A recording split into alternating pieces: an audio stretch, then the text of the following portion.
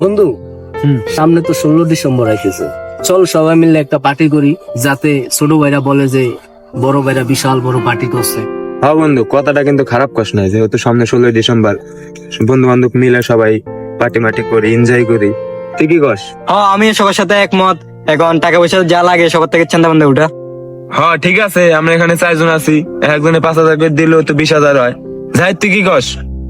বন্ধু, তোকে একটা কথা কই, এসব পার্টি মাটি বাদ দে। তোকে যদি টাকা লাগে আমি আর তোকে বেশি দিমু। এই বুম এবারে যে গান বাজনা করে কোনো লাভ নাই। তোকে যদি টাকা লাগে আমি তোকে 5,000 টাকা না, তোকে 10,000 টাকা দিমু।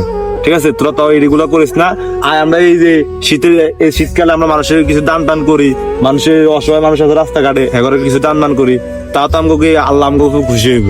ধর বেটা, তুই সব জায়গায় ঝামেলা করস বেটা। যেই টাইমে একটা সুন্দর আয়োজন করতে লই, ওই জায়গায় তুই ঝামেলা। তো পার্টি করা লাগবে না, দোস্ত পার্টি যা যা।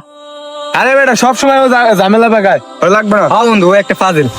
বন্ধু, আরে বাদ দে, ঠিক আরে আছে। বাদ দিয়া আমরা ছোট ভাইগো মিলে, এলাকার পোলাপান মিলে, মনে করো সবাই মিলে একটা পার্টি দিয়ে দিবো, ঠিক আছে? হ্যাঁ ঠিক আছে।